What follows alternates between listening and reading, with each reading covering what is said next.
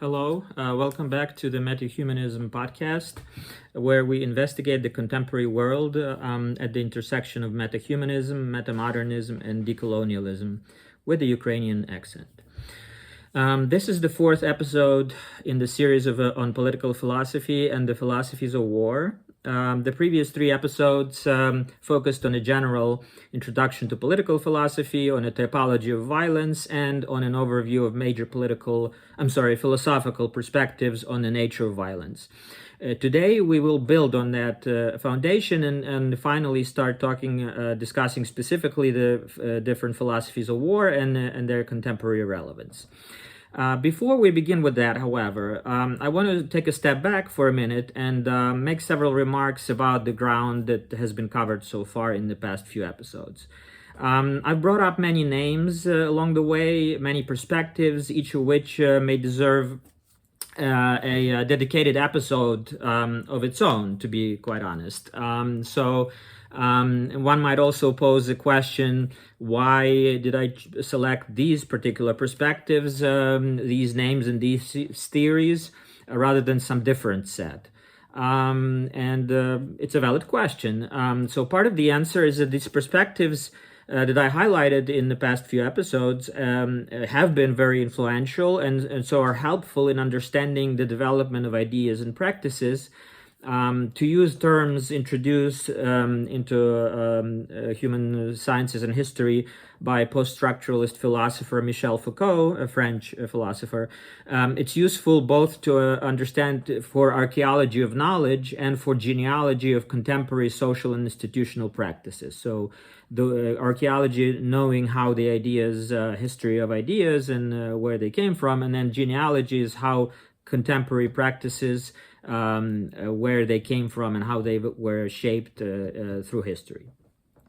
So to put it differently, it helps us, these perspectives that I spoke about in the past few episodes, it helps us understand how ideas and practices developed historically, how the current ways of thinking and practices were generated, where they came from. Without this understanding, it's all too common to misunderstand the very nature and meaning of these institutions and practices that continue to affect and define all of our lives. So in the American context, for example, let's take the Constitution and how it is interpreted. There's a school which believes that the Constitution should be interpreted in a literalist and originalist manner, meaning that as the founders intended it to be interpreted, or as it would have been understood at the time of its writing. And that's an exceptionally rigid perspective that privileges authority and the status quo and seems to ignore the changing nature of human societies. The founders themselves disagreed on much, and the Constitution is a result of many different, it's an imperfect document, a result of many different compromises, as anybody who looked into history of how it was written would know. Some of them actually argued that the Constitution should be updated every so often, and some even suggested every generation should update its constitution.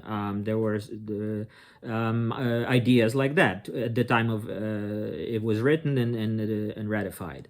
So historically, the amendment process played that role of updating the Constitution and correcting its flaws. That where, for example, slavery was not addressed in it and played a huge role in American history. So, in other words, the Constitution is not meant to be a dead letter of the law, once written and forever frozen in stone, so to speak, but a living document that reflects the needs of a living society that this document serves. That's it's much more. In my view, it's a much more sensible way of interpreting it, and that's the way it was meant by people who wrote it. So returning to the main discussion, I'm sure we've all heard the saying, knowledge is power. On its surface, just an innocent saying, the more you know, the more you're able to do with that knowledge. But it hits upon something very actually more profound than even that.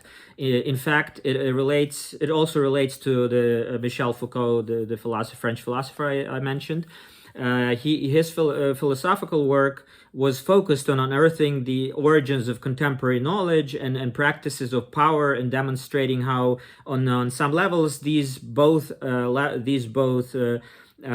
power and knowledge are related and connected quite deeply, and so they're not separate phenomena. And they may be even viewed as the same phenomena, just different aspects of it. Knowledge, power, who has knowledge has power and can exercise it. So he asks questions like, who defines what knowledge is and what truth is? Who has the freedom to speak the truth in a specific situation? What regimes of power and knowledge exist that define the rules for speaking, writing, for other forms of expression, art, anything, really, any kind of expression, especially public expression. So questions such as these are fundamentally important to understanding the contemporary reality, including the political field, first and foremost. So to return to the previous several episodes, some might, for example, argue that some of the thinkers or perspectives I mentioned, for example, Marx and critical theory, it's a waste of time to talk about them because they're all evil thinkers.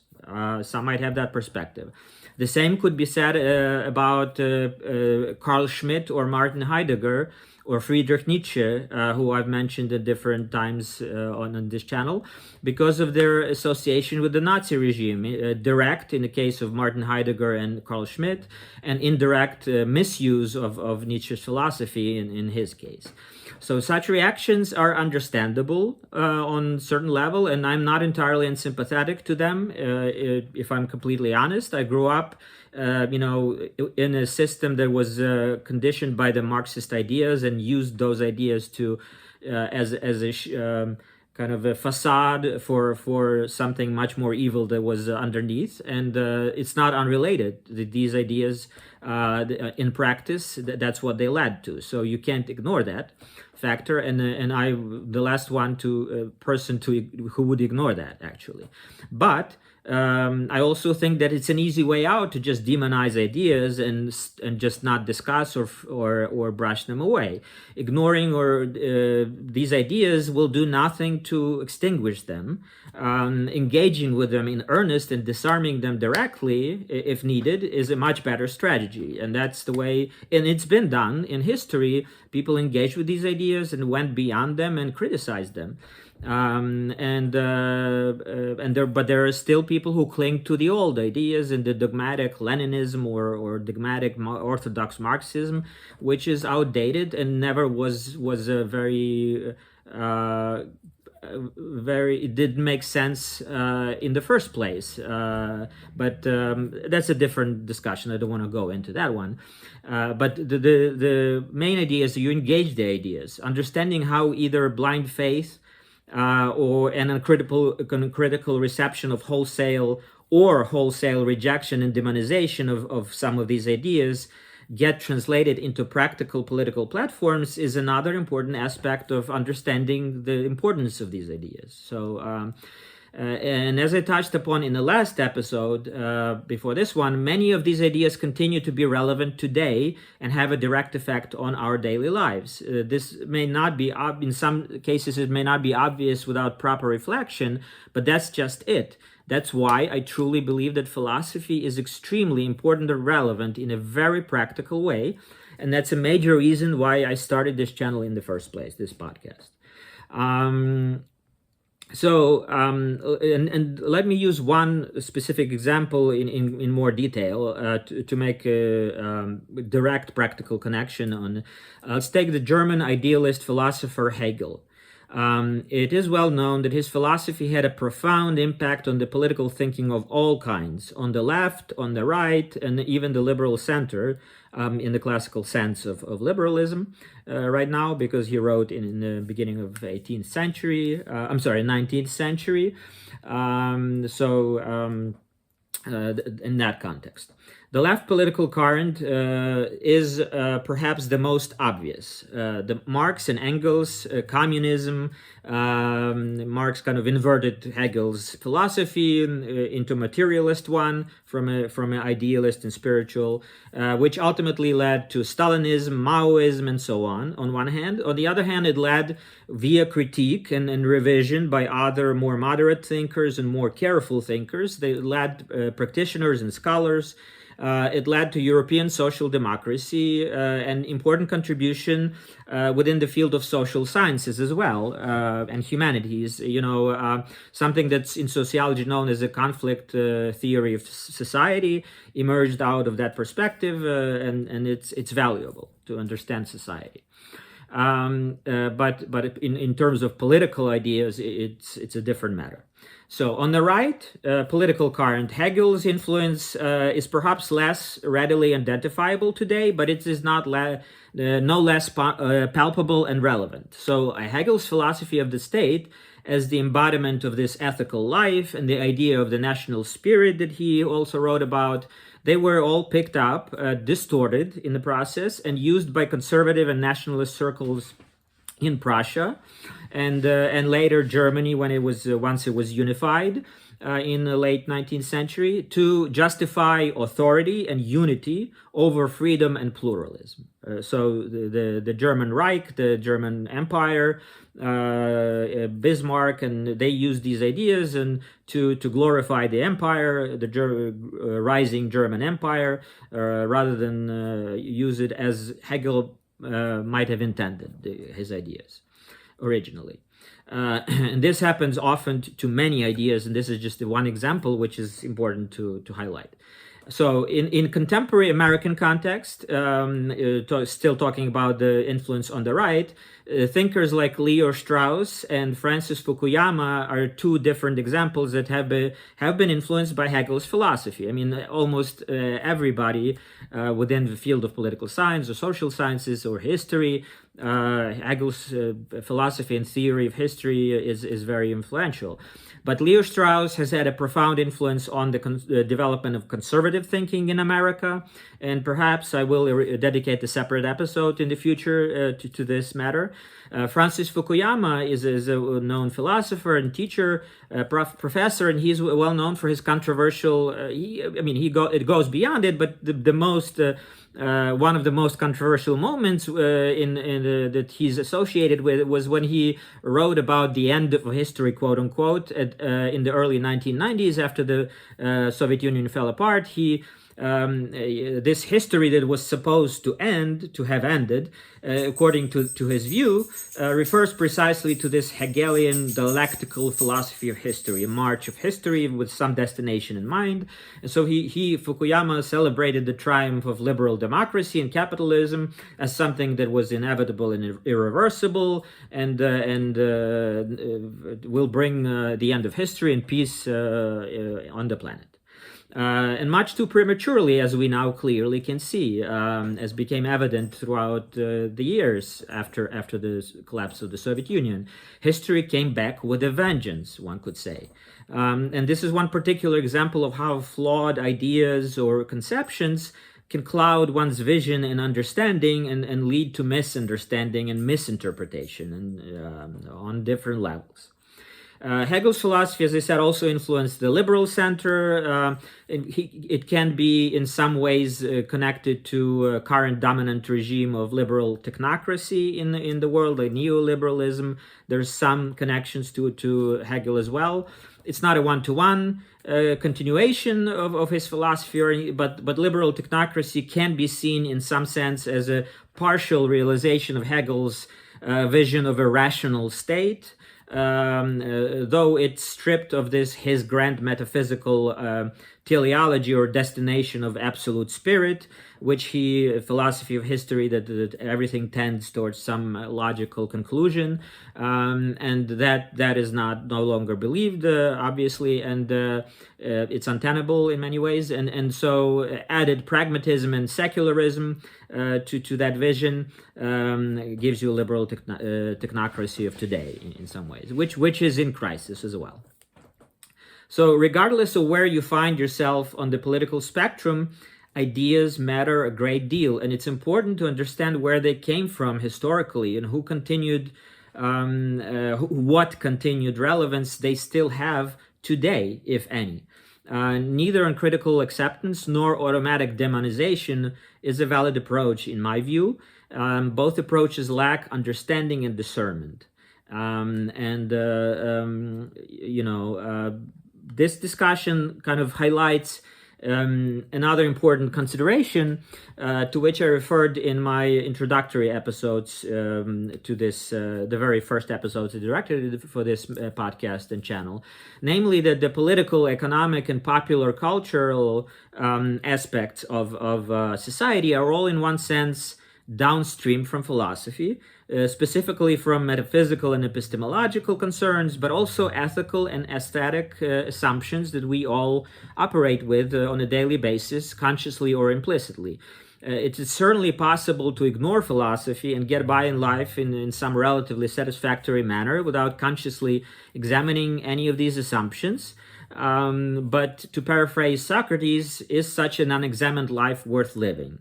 It's a rhetorical question. Each of us finds their own answer to that question, and that's provided one even asks the question in the first place. So, for me, it's I would say it's the answer is obvious. It's not worth living in an unexamined life, and so this is what I'm doing here: is examining these important ideas and encouraging others to do so as well.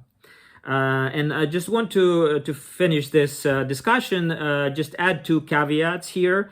Of course, first one is, of course, there are some ideas and practices that deserve to be condemned. There's no, I'm not in favor of complete and total relativism and anything goes, not at all.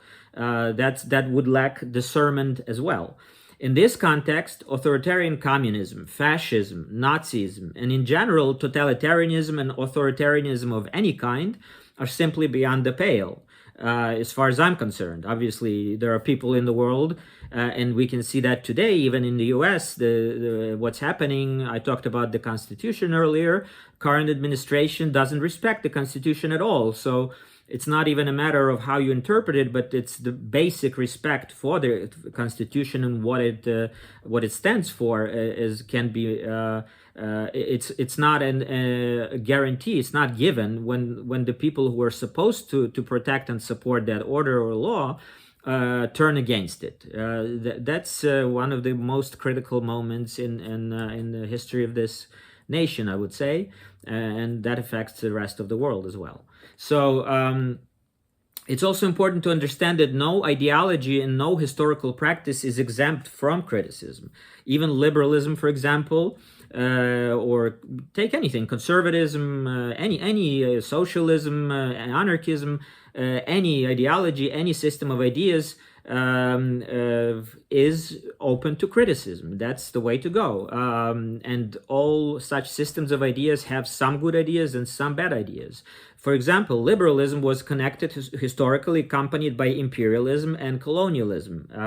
So it's not pristine, it's not innocent. And all the atrocities that are associated with colonialism, history of colonialism and imperialism, went along with liberal imperialism, so to speak. So this is why any kind of celebration of any given political order is fundamentally misguided, because philosophically, intellectually speaking, at least, because certain ideas and practices are better than others and address the needs of society in a better way, but there can be no panacea or permanent solution of any kind.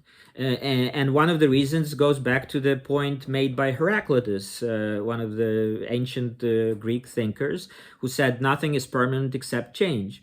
And this connects also to the idea expressed by brilliant historian Timothy Snyder in his book The Road to Unfreedom, where he talks about the Russian politics of eternity. This idea, and it connects to imperialism as well, because the idea that empire is something that's eternal and unbreakable and unchanging, it goes back even to the Roman times, that idea and that way of thinking. And Russia is engaging in that kind of thinking today, in its behavior towards Ukraine and towards Europe and so on.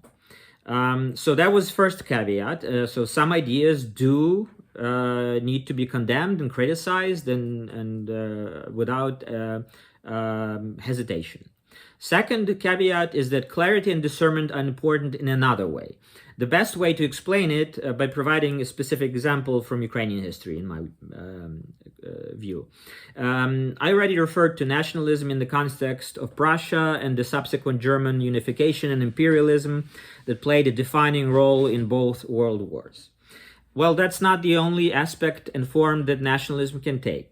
In its origins, nationalism had a certain emancipatory, liberationist element, representing anti-imperialism, like the 1848, the Spring of Nations in Europe, and so on, throughout the 19th century. This aspect of nationalism was particularly important for many stateless nations of the Eastern and Southern Europe, which were caught up in these imperialist network of Ottoman, Russian, and Austrian empires, primarily German joining them subsequently. So for them, nationalism was a way to liberate an emancipatory system of ideas. So it's important to understand that. Even today, many of these nations are poorly understood because, or known in the world because of that complicated history coming late to the statehood, and in many ways continue to be invisible, some of these cultures and nations, even though they do have their own states now. So Ukraine, for example, let's use Ukraine, has become known to the world in recent years primarily because of the moments of social upheaval, right? So first of all, the collapse of the Soviet Union, then the Orange Revolution, then the Euromaidan Revolution of Dignity, the most recent one was 2014, and then the war which precipitated the war that's still going on, which was escalated in a major way in 2022.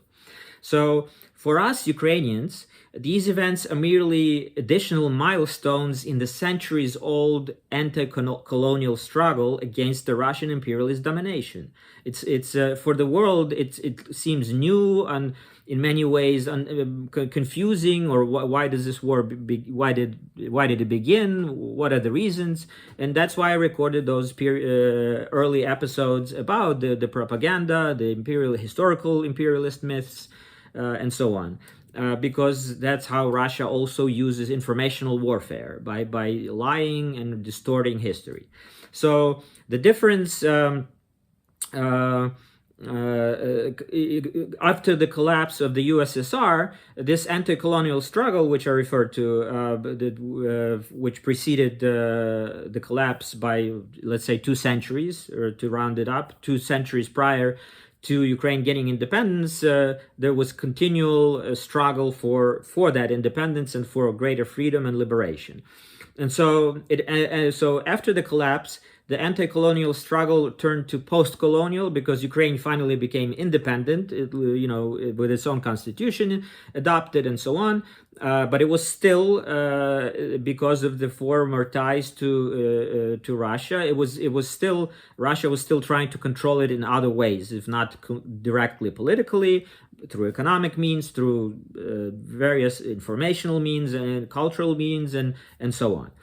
It was going on all throughout the 90s and 2000s and later.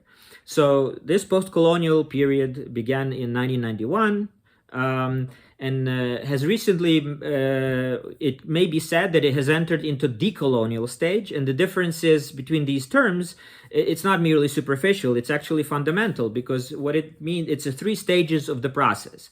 Liberation from oppression, that's, anti-colonial struggle aims at that. Once that happens, you have to untangle the consequences and heal the trauma accumulated from this former oppression. That's a post-colonial period, really, roughly corresponds to this process. And then decolonial period, that's ultimately you completely decouple yourself from the former colonial past and define your own identity without any reference to the empire, just completely independent in all respects. So that's decolonial stage. And in some ways, right now, it's that process is one could say metamorphing from post-colonial to decolonial stage of that process, decolonization.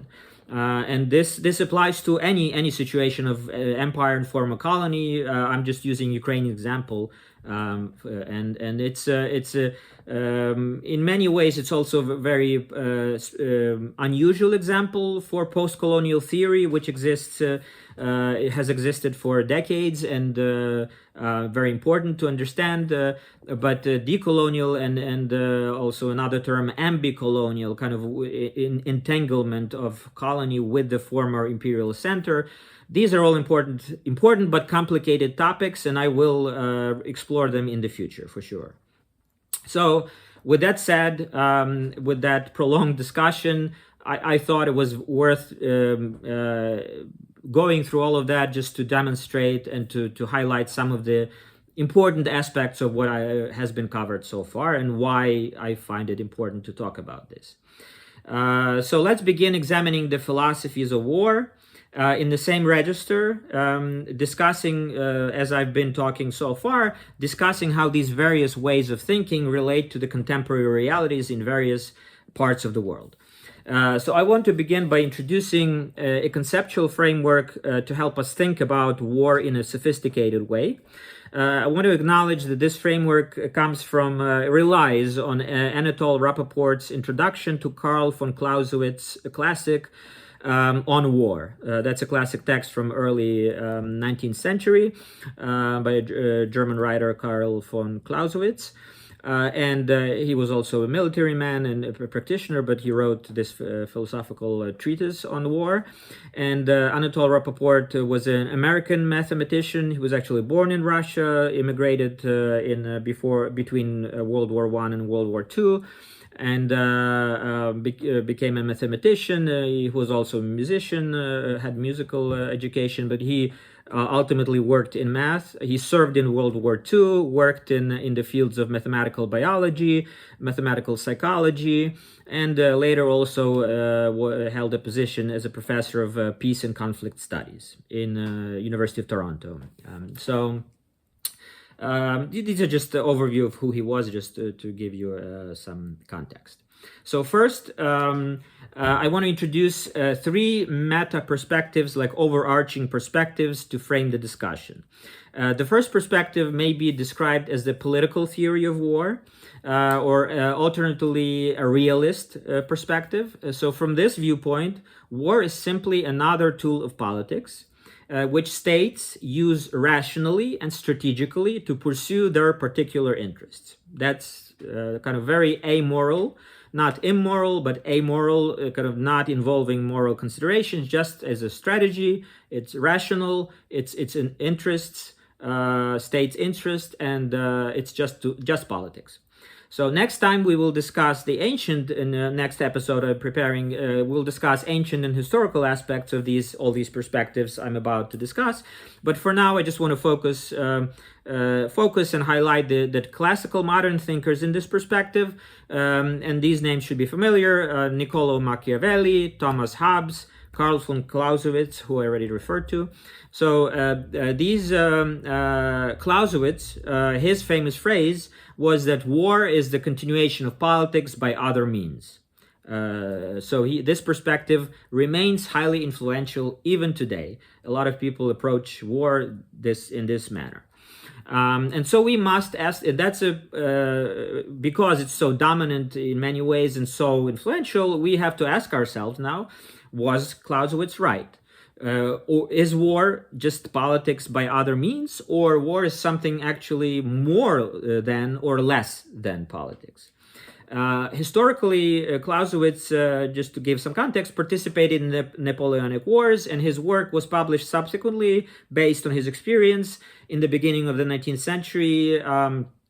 He saw how warfare changed in the Napoleonic Wars, and he wrote on the basis of that experience, and that exerted profound influence on how war was understood all throughout the century, particularly in Germany, but also other European powers and beyond, but particularly in Germany, with the rising force of Prussian militarism and unification of the German Empire towards the end of that century.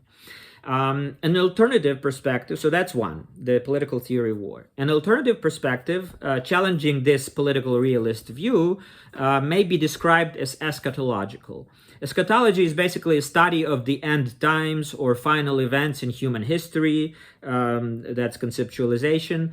The term is often associated with the religious beliefs about death, judgment, and the ultimate fate of humanity.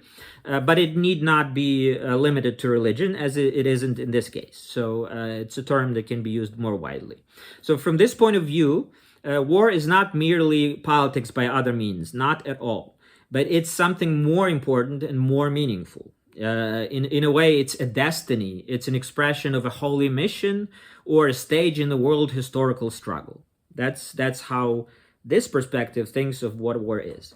Another way of framing it is a moral teleological vision. Teleological meaning, again, something that has a destination and a purpose, a very explicit purpose, determinable purpose. So moral teleological vision, where war is either condemned as sin or embraced as redemption, revolution towards a higher order of greater justice, for example. So this perspective also has ancient and medieval roots, such as, for example, the just war theory of St. Augustine and later St. Thomas Aquinas, and the Christian Crusades as holy wars or jihad, let's say. So these are some of the examples.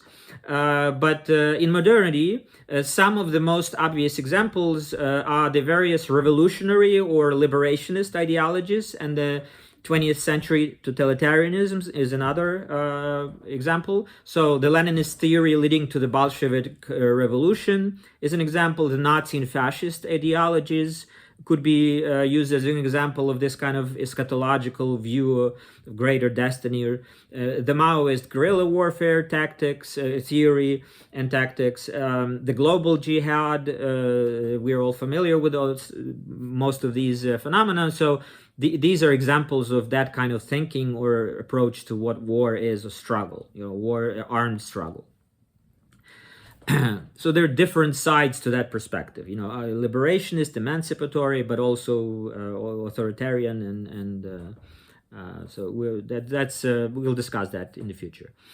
So lastly, the third this overarching perspective I want to introduce is related to, as I hope all of us know, World War I, which was called the War to End All Wars, the Great War, and many other terms, metaphors, turned the world upside down in ways that's probably unprecedented to that point, and probably still in many ways hard to understand for us. Although the current moment kind of is in many ways historically reminds of that period in world's history, the beginning of 20th century.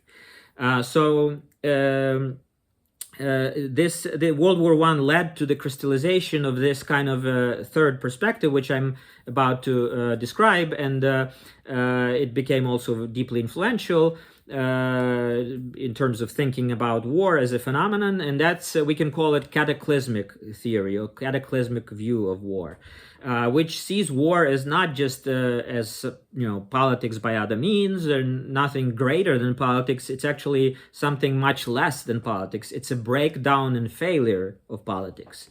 and a rupture of civilization itself, a catastrophe, right? So perhaps the best way to encapsulate this view is to quote Margaret Atwood, a Canadian writer, who said that war is what happens when language fails. The simplest way to really, when you can't communicate with another who is your opponent for whatever reason, you just don't have a common language, or you have misinterpretations of each other's intentions and so on. Misunderstandings ultimately lead to conflict and armed struggle and really catastrophe. In addition to this post-World War I disillusionment, you can think of, genocidal horrors of World War II. The whole notion of total war when the entire societies are involved, not just the military on the front lines. You can think of Hiroshima and Nagasaki and the whole existential dread connected with the nuclear conflict during the Cold War, the threat of nuclear conflict, the notion of mutually assured destruction, MAD. All of these aspects are certainly connect with this notion of cataclysm, catastrophe, and horror. This perspective also predates World War I. It can be, for example, connected to the pacifist movement which emerged in the 19th century, coalesced in the 19th century, and it approached war as catastrophe, and people certainly understood that war was horrible and brings death and destruction all throughout the history of humanity. It's just that this perspective coalesced and became more dominant after World War I, most specifically. So these are three overarching perspectives, and there are three vertices of an imaginary triangle you can think of. That frames all the various other more specific ways we can think about the meaning of war. So different theories can be kind of positioned in this triangle with each of these three perspectives at the vertices, but in the clearest terms, let's say, the political realist perspective may be viewed as war as an instrument of power and survival, and cold logic is applied here. The eschatological perspective, war seen as destiny, justice, transformation, or redemption, in different ways. And this the thinking applied here is often faith, ideology, mission, sense of mission. And the cataclysmic perspective, war seen as tragedy, as rupture, as breakdown, as disaster, as catastrophe. So, and moral horror is really the basic way to approach thinking about war. So you can think of this triangle not in some rigid or unbending way. It's not a rigid structure. It's just a fluid heuristic advice, something to help us think and grasp something that frequently simply overwhelms and escapes human understanding. War, it is horrible. But it also you can't stop at just thinking that of as horror, because there are other aspects which I've just mentioned. So these three meta perspectives kind of help us frame the thinking and understand the different phases of war, if you will. Among these three vertices, we can envision, and I want to present lastly today, 7 currents of thought, more specifically, most of which I actually touched upon in the process of describing these three overarching perspectives, but now I want to make them very explicit, and you can think of them as more specific, more analytical genealogies of thinking about war, just the currents of thought. And they fit into this broader existential and temporal network, if you will. So a framework of ideas. So, and as I describe these, it might be also helpful to think of a specific contemporary instance or reality. For example, the Russian war against Ukraine, or the war in Gaza, or any other similar situation or conflict that will help you to put this in more concrete terms in your own mind. it helps to better grasp these various ways of thinking, and that actually overlap in complex ways and reflect in different ways the actual real situations on the ground. So that should always be kept in mind. It's not just abstract. So so let's talk about these 7 perspectives, or 7 currents of thinking. First is realism, which I already referred to. It's almost a meta perspective, but it also is a separate theory which used in international relations, political science.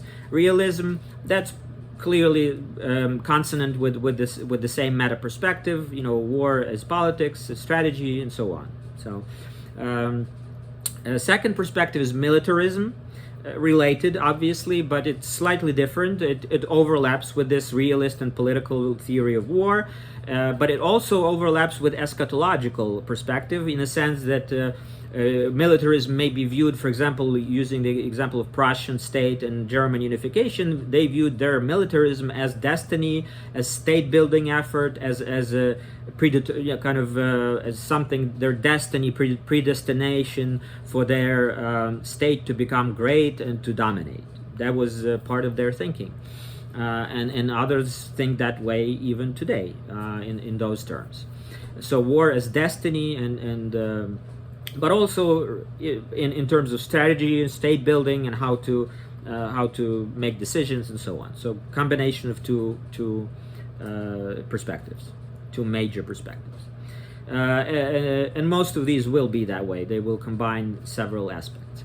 So number 3 in this list, it's technological and posthumanist perspectives on war, and it's an extension of this realist overarching perspective. It's often in terms of political realism, cyber war as a tool, that's another tool of politics, another tool of warfare, but it also can slide, so to speak, into eschatological perspective when this dimension of technological wars gets envisioned as something apocalyptical, almost like AI, singularity, starting wars and reaching apocalyptic levels. You know, that's the fear of that, concern with that, anxiety. It's not just fantasy, it's a real concern and something that people worry about, and so this perspective touches upon eschatological and realist at the same time, over meta perspectives. Number 4 on the list here, and I'm going sort of from realist to eschatological, in moral, I organize them more or less in that progression.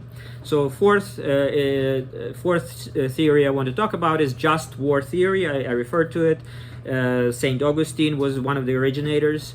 It was originally maybe said to have been fully eschatological in its perspective. This theory of just war, it's kind of viewing it as a holy defense, holy wars, crusades, perhaps part of that thinking. But it evolved through the years and centuries and into modernity. It evolved to a more political and realist theory of war by constraining war, but making war just by defining it as a defensive war, maybe if it's meant to be defensive, if it's depending on the conditions. The Geneva Conventions, for example, what defines just war versus unjust war. These are still complex issues to unravel, but in the 20th century, some of the theorists in this, and I will talk about that in greater detail in the next episode, but it was revived in the 20th century, this idea of just war in the late 20th century. So I'll discuss that next time. Next perspective, that's the 5th, is revolutionism and liberationism. To some kind of the group this way of thinking, and that's also deeply eschatological, meaning that it's often viewed as final struggle, it's existential struggle, as struggle for liberation, do or die kind of thing, liberty or death. But also as political. There's also a political element to it, meaning war as a path to justice, path to independence, path to self-determination. So there's two aspects to it, which are often, at a certain, depending on the historical conditions, may go together, align in one. And so the war in Ukraine, for example, it's a defensive war for Ukraine right now. Russia attacked Ukraine, and it's an act of aggression, and Ukraine is defending itself. That's basic truth about it. But this is part of, as I said, a century-old struggle against colonial domination. And this is an imperialist war for Russia, although it doesn't talk about it in those terms and presents and uses propaganda to confuse everybody in the world about it. But ultimately that's the reality. And for Ukraine, this war is existential. It's about survival. It's about liberation. It's about ability to live your own, in your own way, the way you would like to live, and without anybody who has no business telling you how to live, butting in and trying to control or define your reality. And that's what this war is about. Ukraine wants to be independent, to live in its own. Ukrainian people want to live in its own state, have its own political nation. Self-determination is the basic idea here. Democracy, freedom, freedom to live the way you consider appropriate, without some neighboring country telling you that no, this is just, it makes us nervous that you're doing so well, so we have to invade and try to destabilize things. Basically, that's what the situation is.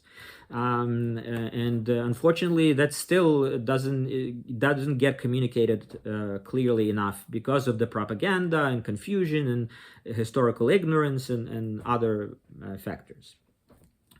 So next perspective, this is the sixth out of 7, pacifism. Again, I referred to it already. There's different forms. I'll discuss more details about it in the next episode, but there's absolute pacifism, there's conditional pacifism, depending on how war is viewed and what kind of thinking is allowed in that perspective. So for this perspective, it's firmly in the cataclysmic category, because obviously war is viewed as something horrible and catastrophic, and so pacifism is trying to end all war, right? That's this whole idea, is to achieve peace and to end wars, which is on the surface it's absolutely admirable, and I am absolutely in many ways support this perspective, but absolute pacifism is a luxury, and we'll discuss more about it next time. This is part of the reason it makes sense. Obviously, nobody wants war. Nobody in their right mind wants war. But there are a lot of people who are not in their right minds, and this is exactly, power has its own twisted logic, and this is why we're talking about this. But it also, it's cataclysmic, definitely cataclysmic, but also there's certain element of eschatology, meaning that peace is seen as salvation or redemption of humanity. So it's kind of there's that aspect to it, that it can have those overtones. But primarily it's a cataclysmic perspective approach to war, seeing it as nothing but horror and immoral horror, and to which I would, in principle, wholeheartedly agree, but believing in that unfortunately doesn't resolve anything. You need to find practical ways to achieve those goals. And again, we will talk about that next time. It's certainly important.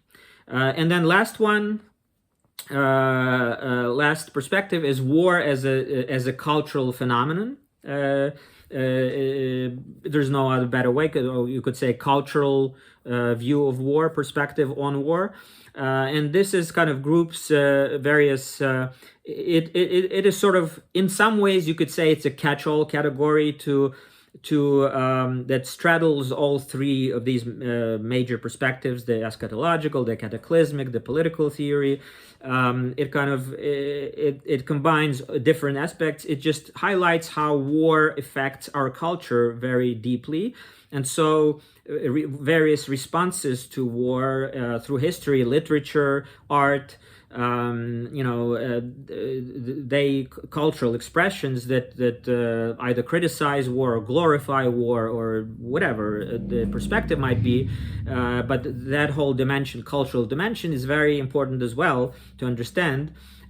Typically in literature, people who turn to literature or arts usually describe war as a cataclysm, as a catastrophe, as horrors, but not always. Sometimes, but generally, because people who tend to be artistic and to turn to the arts for self-expression tend to think about terms in moral and in humane ways, and so obviously they criticize war. I mean, I don't think I need to explain.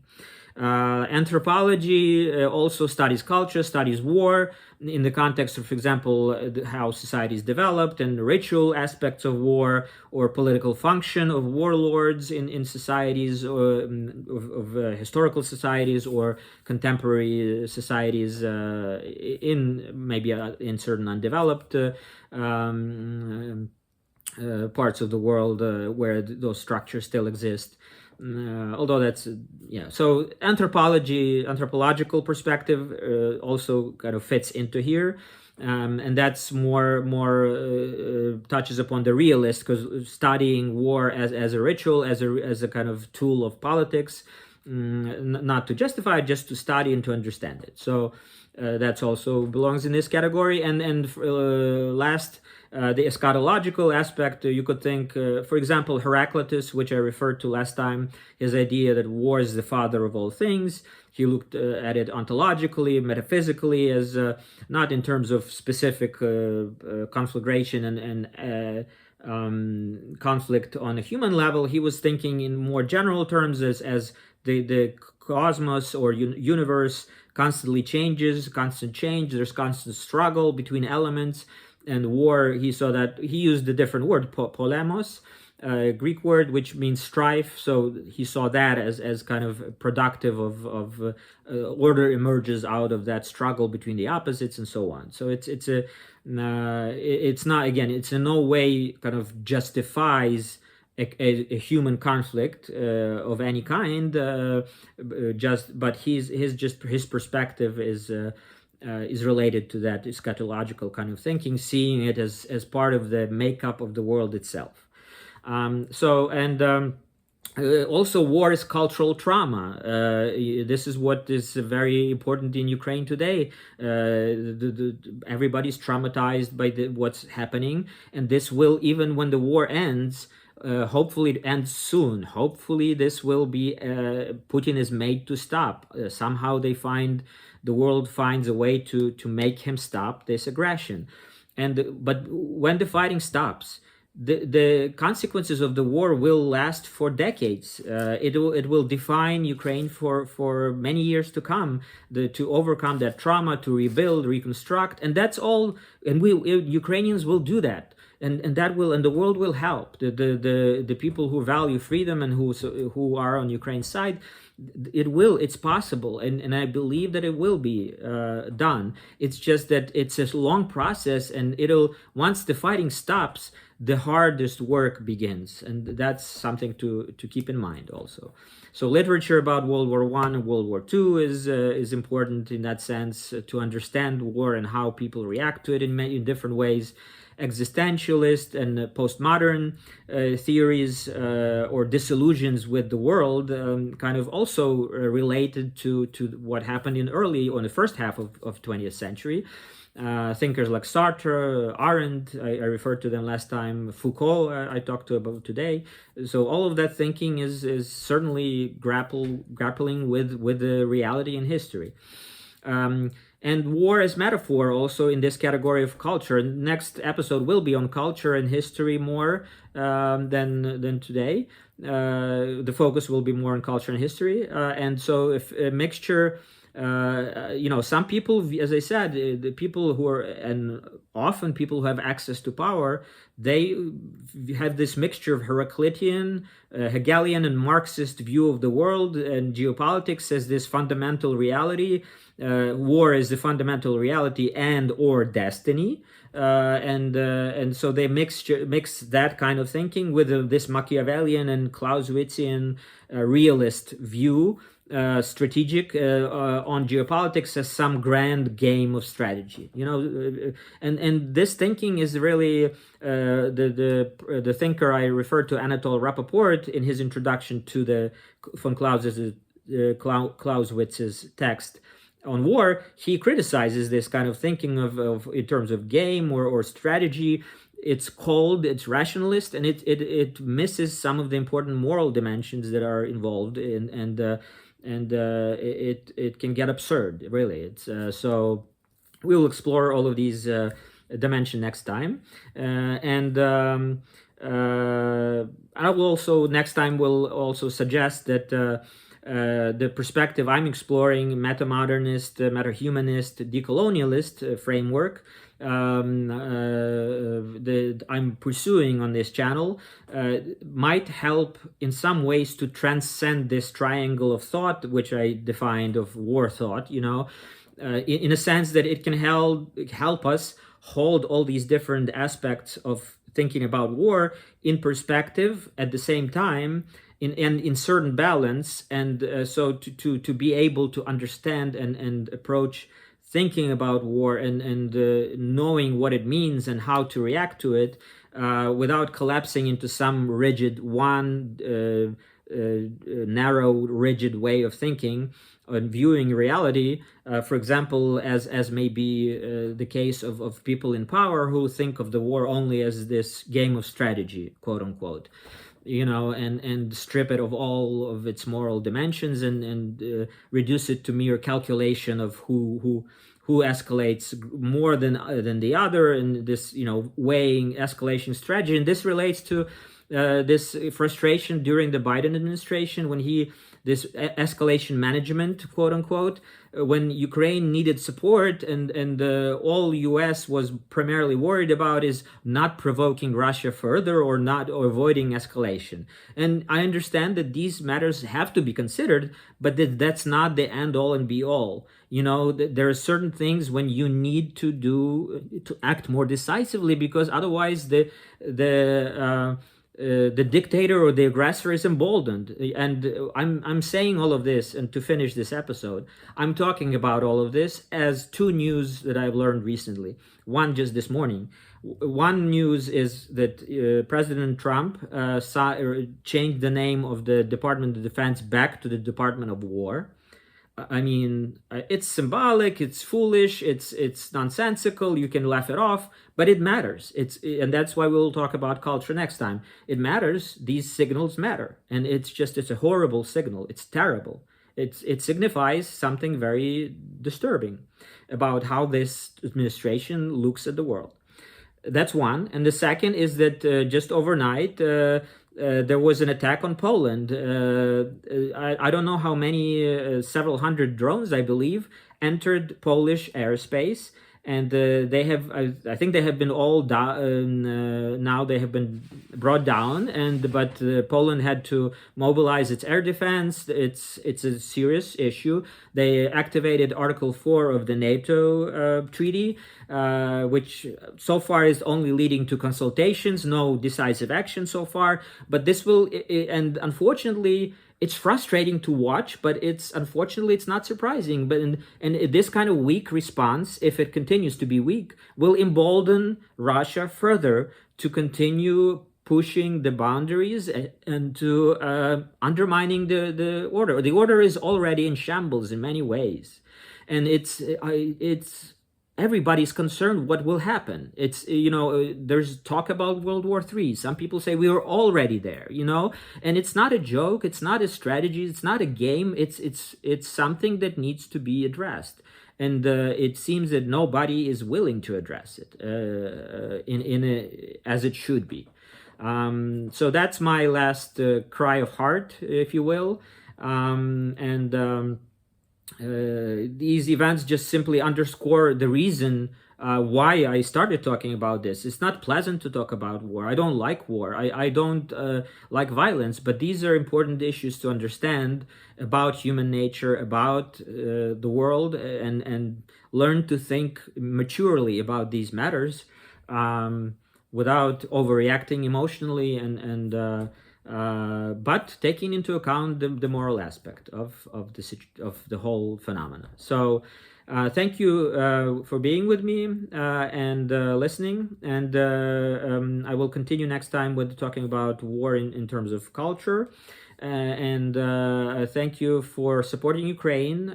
If you do support Ukraine, if you don't, please consider supporting in any way you can. I always include information some examples of how you can to the description of my videos, and you can find other ways if there's no shortage of ways you could support Ukraine, even by learning more about its culture, history, true culture, true history, and dispelling some of the historical myths and some of the propaganda lies. That's also a huge help. So thank you for being here, and I will see you next time.